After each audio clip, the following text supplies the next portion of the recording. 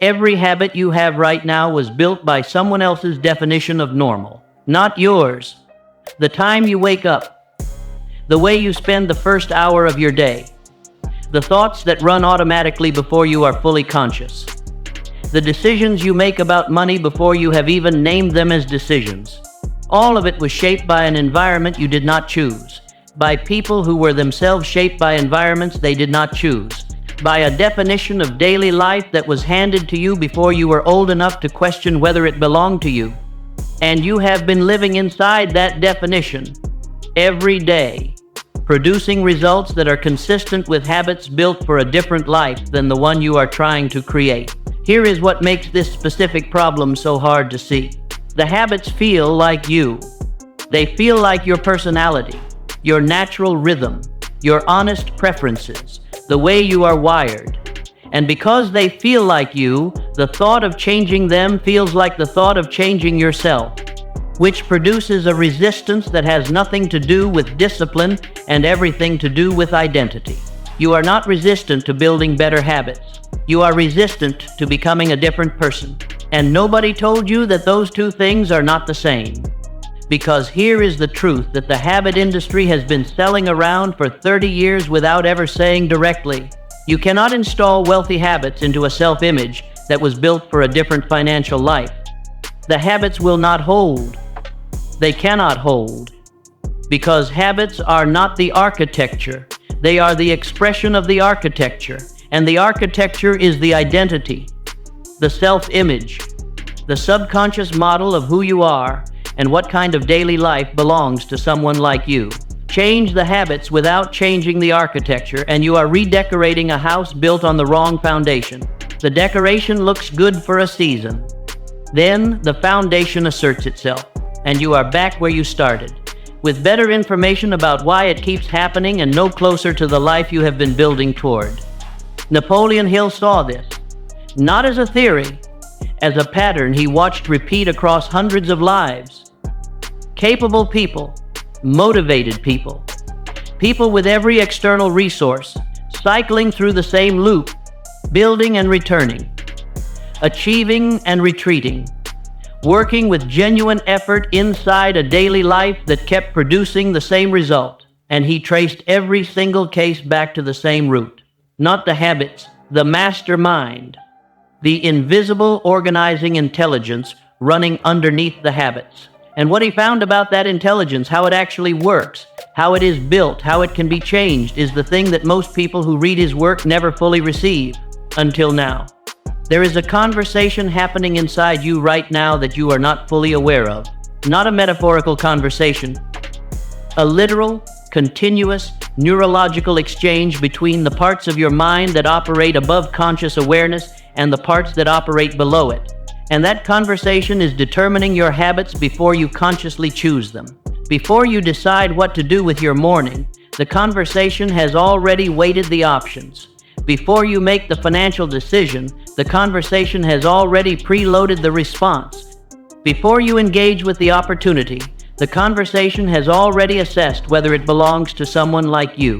And you experience the output of that conversation as your own spontaneous thoughts, your own genuine preferences, your own natural inclinations. They are not spontaneous. They are the output of a system built over years from the accumulated inputs of your environment, calibrated to produce thoughts, feelings, and impulses that are consistent with the identity it holds. Napoleon Hill called the organized version of this system the mastermind, not the mastermind in the collaborative sense he also wrote about. The internal one, the organized intelligence that sits at the center of a person's mental operation and coordinates everything else. Most people's internal mastermind was assembled by accident, from the environment, from the people around them, from the repeated experiences that encoded themselves as beliefs that became the operating instructions. And the operating instructions produced the habits, every time, without consultation, without asking for your conscious input on each individual decision, because the purpose of habits is to remove conscious decision-making from recurring situations, to make the response automatic, efficient, effortless, This is the feature that becomes the trap. When the operating instructions were written for a smaller life, the habits built from those instructions efficiently and effortlessly produce a smaller life every day, without requiring conscious choice, without announcing themselves as the problem, simply running, quietly, generating the same result with the same reliability that a well-built system generates any result. And you try to override individual habits while the system continues producing them. You try to wake up earlier while the system believes that the kind of person you are does not wake up earlier. You try to save and invest while the system believes that money at that level is not normal for you. You try to pursue the bigger opportunity while the system believes that bigger opportunities belong to a different category of person. And the system wins. Not because it is stronger than your will, because it is more persistent, because it operates continuously, because it does not require effort to maintain itself, because it was built exactly for this purpose. The only solution is not stronger will applied to the same system. The only solution is a different system. A mastermind deliberately built, consciously designed, intentionally programmed with the operating instructions of the financial life you are trying to create rather than the one you were handed. Not as a concept, as a specific, practical, daily process. And the process begins with understanding something about how the current system was built that nobody in the habit industry wants to tell you. Because the truth about how it was built is also the truth about how it can be rebuilt. And the truth is not comfortable. Think about who you were at 10 years old. Not the highlight version, the daily version, the ordinary Tuesday version. The version that existed in the background of your life before you had a self-improvement framework to apply to it. What did money look like in that environment? Not as a topic that was discussed, as an atmospheric reality. The feeling in the house when it was tight. The specific way the adults around you talked about people who had more of it. The conclusions you drew without anyone stating them directly about what was financially realistic for people in your family, in your neighborhood, in your category of person. Those conclusions did not arrive as beliefs. They arrived as air, as the unspoken but completely clear reality of the environment. And your developing mind did what developing minds do with unspoken environmental reality. It encoded it as fact, not as perspective, as fact, as the honest description of how the world works for people like you. And from those facts, the operating instructions were written. The habits were built. The automatic responses to financial situations were calibrated. And the calibration has been running every day since. Not visibly, not loudly, in the background, in the pre-conscious processing that happens before your conscious mind receives the thought, in the weighting of options that occurs before you experience a choice as a choice. And the habits produced by that calibration have been generating your daily life. Not the life of a bad person, not the life of a lazy person, not the life of someone who doesn't want more. The life of someone whose internal mastermind was built for a specific financial normal that is smaller than what they are capable of. This is the loop you have been inside, and this is the texture of it from the inside. You commit to the new habit, the morning routine, the investment discipline, the daily revenue-generating activity. And the commitment is real. The first days are even real. The behavior matches the intention, and you feel, briefly, like the person you are trying to become. Then the system reasserts, not dramatically, through the accumulation of small frictions. The morning that the alarm goes off and the warmth of the bed has a specific quality that it did not have on day one. The financial decision where the right move is clear and something slightly less than the right move presents itself with the quality of a reasonable alternative. The opportunity where full commitment is required and something that feels like wisdom but functions like retreat arrives with perfect timing. And the habit breaks, not with a decision, with a drift.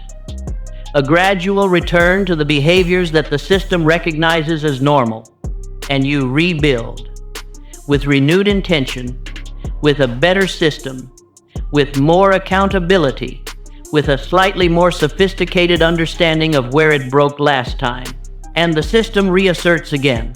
Because the system was not addressed, the habits were, and habits without a new system beneath them are sand structures at the water line.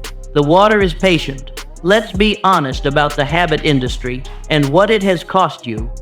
Not in cruelty, in precision. Because the precision is the only thing that leads somewhere different.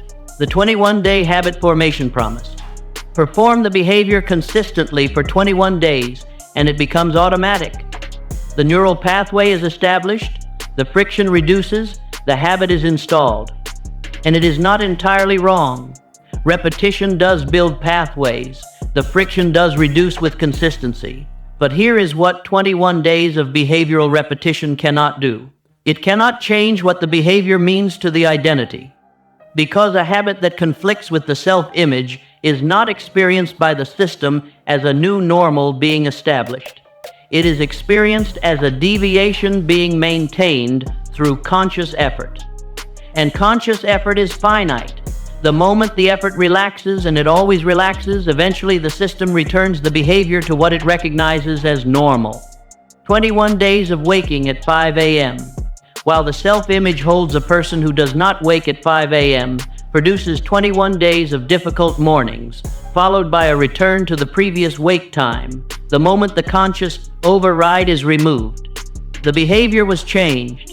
The identity was not. Identity always wins. The atomic habit approach. Make the behavior so small it requires no motivation. Stack it on existing habits. Reduce friction to near zero. Build the environment to support the behavior. Make the right thing the easy thing. And this approach is genuinely useful. It is better designed than most. It understands that motivation is unreliable and environment matters, but it has the same invisible flaw. It optimizes the behavior without addressing the identity that produces the behavior. And a system optimized to produce behaviors that conflict with the self-image is a more sophisticated version of the same failure. More efficient at producing the behavior up to the point where the self-image overrides it, which it always eventually does, because the self-image is not a variable in the atomic habit framework. It is treated as fixed, and the habits are designed around it rather than designed to change it, which means the ceiling the self-image holds remains intact. More efficiently approached, still intact. The accountability culture. Announce the habit publicly. Create social consequences for breaking it. Let external pressure do what internal pressure cannot. And external pressure works. For the window in which the social consequence is more immediately present than the pull of the old identity, then the social pressure normalizes. The consequence of breaking the habit becomes familiar. The identity continues to be what it was, and the behavior, which was never really chosen, but performed under social constraint, quietly retreats. Because performance under constraint is not identity change, it is compliance, and compliance does not compound, it exhausts. Every approach that has been offered to you treated the habit as the problem. The habit is not the problem. The habit is the symptom. The mastermind is the problem. And the mastermind requires a different intervention entirely. Hill documented something that he believed was the most important discovery of his 20 years of research. More important than the specific habits of wealthy people. More important than their strategies or their philosophies or their daily practices. He documented the internal condition that made all of those things work.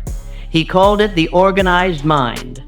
The state of a human being whose internal mastermind had been deliberately constructed rather than accidentally assembled, whose operating instructions had been consciously written rather than environmentally inherited, whose daily habits were the natural expression of an identity that had been chosen rather than assigned. And the characteristic of this state that he returned to most consistently was not what these people did. It was how effortless it looked. Not because the work was not hard. The work was hard. The hours were long. The challenges were real. But the daily habits that produced the results did not appear to require the constant, effortful override that struggling people applied to their habits. The behaviors that produced wealth were not maintained through discipline in the conventional sense. They were maintained because they matched the identity, because they were the natural expression of who these people understood themselves to be. They did not need to force themselves to make wealth-building decisions. Wealth-building decisions were simply what they made, because they were the decisions that matched the internal mastermind that had been organized around wealth creation. And Hill's conclusion, the one that the self-help industry has consistently softened into something more palatable, was this: the habits follow the identity. Always. Without exception. You do not build the identity through the habits. You build the identity first, deliberately, through a specific process. And the habits emerge from it, naturally, sustainably, without the constant, effortful override that makes every habit-building attempt feel like fighting yourself. Because when the habits match the identity, you are not fighting yourself. You are expressing yourself. And the difference between those two experiences is the difference between the life you have been living and the life you have been trying to build. Tell me in the comments, what is the one daily habit that you have rebuilt more than 3 times without it holding? The one that you know would change everything if it stuck. Name it. Not the strategy, the habit itself. The first principle is what Hill called the deliberate construction of the internal master mind. And it begins with the most demanding act in this entire process: the conscious rejection of inherited operating instructions. Not a blanket rejection of everything from your past. A specific, precise, one-by-one examination of the beliefs that currently form your operating instructions around wealth, around daily productivity, around what you are capable of and what kind of life belongs to someone like you. And for each belief, one question: did I choose this? Or was it installed without my consent? Because the beliefs that were installed without consent are not yours. They belong to the environment that produced them, to the people who held them before you, to a context that may no longer exist, and that certainly does not define your current capacity. And beliefs that are not yours can be returned, not easily, not quickly, not through a single act of rejection. Through the sustained, patient, daily practice of noticing when the inherited instruction is running and choosing a different instruction in its place. Not an affirmation, an instruction. A specific behavioral directive that matches the mastermind you are deliberately building. The old instruction says, check the balance before making the investment decision and let the number determine whether you proceed. The new instruction says, make the investment decision from the strategy and let the strategy determine the allocation. The old instruction says, the morning belongs to whatever accumulated overnight and needs immediate response. The new instruction says, the morning belongs to the work that compounds and the accumulated overnight waits until the compounding work is complete. These are not habits. They are operating instructions, and the habits are built from them, naturally, without force, the way a river follows the geography. Change the geography, and the river changes course. The mental shift is this: before you build the next habit, identify the operating instruction it requires. Name the instruction explicitly. Examine whether it conflicts with a currently installed instruction, and address the conflict at the instruction level before attempting to install the behavior. Because behavior installed on top of a conflicting instruction does not hold. The instructions are always running. They will always win. The second principle is what Hill called the mastermind alliance applied internally. And this principle will sound different from the way it is usually taught, because it is being applied to the relationship between the parts of your own mind rather than to external relationships. Hill observed that the most organized internal masterminds he encountered had a specific quality: they were not divided. The conscious intentions of the person and the subconscious operating instructions of the system were not in conflict. They were aligned. moving in the same direction, organized around the same definition of normal. And he called the achievement of that alignment an internal mastermind alliance. The absence of it, the state most people are in, he called internal division. And internal division is the hidden cost that nobody accounts for in their productivity calculations. When the conscious mind wants one thing and the subconscious is running instructions for something else, every action costs more than it should. The effort that should go into the work goes partly into the override. The energy that should be directed at the opportunity is partly consumed by the resistance. The focus that should be on the goal is partly occupied by managing the system that keeps pulling against it. Internal division does not show up on a time audit. It does not appear in a productivity tracker. But it is the reason that equally talented, equally effortful people produce wildly different results. The divided person is not less capable. They are less available. More of their capacity is consumed by the internal conflict than by the actual work. The alliance is built through the process of aligning the conscious instructions with the subconscious operating system, not by forcing the subconscious to comply with the conscious. That produces compliance without alignment. And compliance, as discussed, does not compound. By updating the subconscious operating system until it holds the same instructions the conscious mind is working from, until the two parts of the mind are moving in the same direction, until the daily habits are not being produced by one part and resisted by the other, until the wealth-building behavior is not an override of the natural tendency, but an expression of it. The mental shift is this: stop measuring your productivity by the output.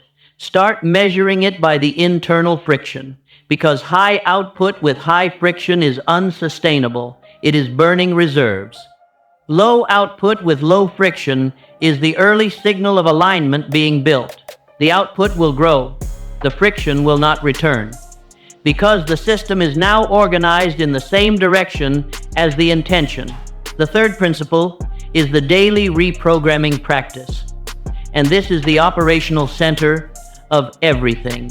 Not a concept. A specific practice with a specific structure that can be implemented starting today.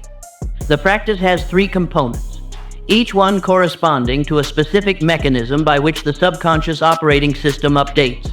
The first component is the morning instruction, not a morning routine in the conventional sense. A deliberate, specific daily act of writing the operating instructions for the day from the identity of the person you are building rather than the person the inherited system holds. Not a to-do list, an identity instruction, written in present tense, from the perspective of the mastermind being built, specifying not what you will do, but who you will be doing it as. I make financial decisions from strategy rather than from anxiety. I pursue the high-value activity before I manage the low-value urgency. I hold the wealth identity in every interaction today, regardless of the current financial evidence. These are not affirmations. They are operating instructions, written consciously, delivered to the system before the inherited instructions have fully activated for the day, creating a window small but real where the new instructions have primacy. The second component is the evening encoding, the specific practice of reviewing the day, not for what was produced, but for the moments where the new operating instructions ran successfully, where the wealth identity produced a decision or a behavior or a response that the inherited system would not have produced. These moments, reviewed with genuine emotional engagement with the specific feeling of recognition that this is who I am becoming, are encoded at the structural level. They become evidence. Evidence that the new mastermind is operational, that it is producing real behavior in the real world, and the subconscious updates from evidence. Real behavioral evidence reviewed with emotional engagement is the most powerful updating mechanism available. The third component is the weekly architecture review, the examination not of individual habits but of the system producing them, which operating instructions ran most strongly this week, which inherited instructions reasserted themselves, where the internal division was highest, where the alignment was clearest. Not to judge, to update the instructions for the following week, to make them more specific at the points of highest friction, to reinforce them at the points of clearest expression. This is the deliberate construction of the internal mastermind, not through grand transformation, through daily, consistent, specific reprogramming of the operating instructions that produce the habits that produce the results. The mental shift is this: your daily practice is not habit management, it is system reprogramming. And system reprogramming requires engaging the system at the level it actually operates, not the behavioral level, the instructional level, the identity level. The fourth principle is what Hill called the law of harmonious attraction in the context of daily habits. And it contains an insight that changes the way you understand why certain habits feel natural and others feel like fighting. The habits that feel natural are the habits that are harmonious with the current mastermind. They require no override, no effortful maintenance, no accountability system to keep them in place. They are simply what you do, because they are simply who you are. The habits that feel like fighting are the habits that are in conflict with the current mastermind. They require constant override, constant effortful maintenance, and when the effort relaxes, they dissolve, because the system underneath them was never updated to support them. The law Hill was pointing at is this: a deliberately constructed mastermind organized around wealth creation will naturally attract and sustain the habits consistent with wealth creation, not through effort, through harmony, because the habits and the identity are vibrating at the same frequency, because the daily behaviors are the natural expression of the internal architecture. And this is the state being built through the deliberate reprogramming practice, not a state of superhuman discipline, a state of internal harmony where the right habits are not maintained through effort but expressed through identity. The transition between those two states is not instantaneous, it is gradual. And the transition period feels exactly like effortful habit maintenance, because the new mastermind is being built while the old one is still running. The friction of the transition is not evidence that it is not working. It is the sound of the architecture changing. The mental shift is this: when a wealth-building habit feels like fighting, that is not information about the habit. It is information about the current state of the mastermind. And the response is not more discipline applied to the behavior. It is more deliberate reprogramming applied to the system. More morning instructions, more evening encoding, more specific identification of the conflicting operating instructions, and more conscious replacement of them. Work on the system. The habits follow. The fifth principle is the one that holds everything together and that Hill described as the final requirement for the organized mind.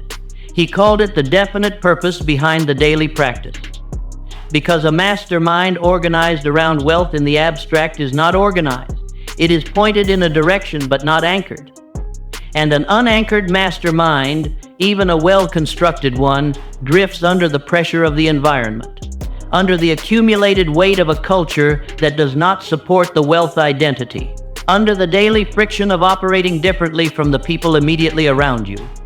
The anchor is a specific, personal, deeply felt purpose that connects the wealth being built to something that matters at the level of who you are, not what you want to have. What the wealth makes possible that you genuinely care about in the specific, human, non-abstract sense. The people you take care of, the work you fund, the freedom you create for specific people in specific ways, the contribution you make to something that exists beyond the transaction. When the purpose is that specific and that real, the mastermind organizes around it with a stability that abstract goals cannot produce. Because the abstract goal can be renegotiated, the specific purpose cannot. It is connected to something the identity will not surrender. And the daily habits that serve a purpose the identity will not surrender are habits that hold, not through discipline. Through the same mechanism that makes it difficult to break any habit that is deeply connected to identity. You are not the person who abandons this, not because you are special, because this is what you are for. And the mastermind organized around that understanding does not need to be forced into the daily practice. It arrives at the practice because the practice is the expression of the purpose, and the purpose is the expression of who you have decided to be. The old system is not going to step aside. You need to understand that clearly before you leave this video, and the energy of it dissipates into the ordinary pull of the day. The old mastermind was built over years from the accumulated weight of your environment. It is not a surface structure. It is load-bearing. It is woven through your automatic responses, your natural impulses, your genuine preferences as they currently exist, and it will reassert itself. Tomorrow morning when the alarm goes off and the inherited instruction says this is not who you are. In the financial decision, where the new instruction says proceed, and the old system generates a compelling reason to pause. In the daily habit, where the fresh commitment meets the patient pull of what has always been normal. And the reassertion will not feel like the old system. It will feel like wisdom, like honest self-knowledge, like the appropriate caution of someone who has tried things before and learned the appropriate lessons. You will be tempted to agree, because the voice is yours, because the logic is real, because the history it cites is accurate. Here is the one thing to hold when that moment comes. The old mastermind was built by an environment you did not choose, from inputs you did not consent to, around a definition of financial normal that belonged to someone else's life. It is not the truth about you. It is the record of where you have been. And where you have been is not where you are going. The new mastermind is being built deliberately, from instructions you are choosing, around a definition of financial normal that you are writing consciously. It will not feel natural at first. Natural is what the old system feels like.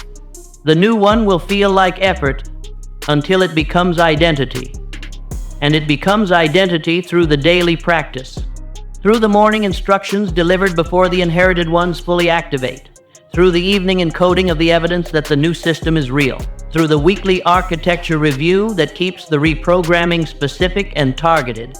Day by day, instruction by instruction, habit by habit. Not through the grand transformation. Through the accumulated weight of daily practice applied consistently over time.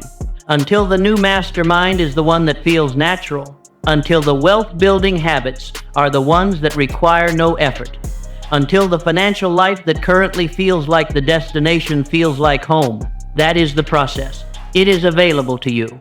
Starting with the morning instruction you write tomorrow, before the old system writes the day for you. You came here looking for the habit that would change everything. What you found is the thing beneath the habit. The mastermind. The internal architecture. The organized intelligence that produces every habit you have ever had and will produce every habit you ever will have. The habits were never the problem. You were never the problem. The operating instructions were the problem. Instructions written for a different life by an environment that had its own limitations, its own ceiling, its own honest but incomplete definition of what was financially possible for people like you. Those instructions have been running your daily life, producing your daily habits, generating your daily results with the mechanical efficiency of a system doing exactly what it was built to do. They are not you. They were never you. They were the best available approximation of you, built from the limited materials of a limited environment. You have better materials now. You have the understanding of the mechanism, the specific process of deliberate reprogramming, the three-component daily practice that engages the system at the level it actually updates from, the anchor of specific purpose that gives the new mastermind the stability to hold under pressure. You have everything required to build the internal architecture that produces wealth-building habits naturally, sustainably, without the effortful override that has exhausted every previous attempt. Everything except the decision to start. And the decision cannot be made tomorrow, not because tomorrow is too late, because tomorrow is where this insight will go if it is not acted on today. Tomorrow it becomes content. Another thing you know? Another layer of sophisticated understanding applied to the same life. Today, it can become the first morning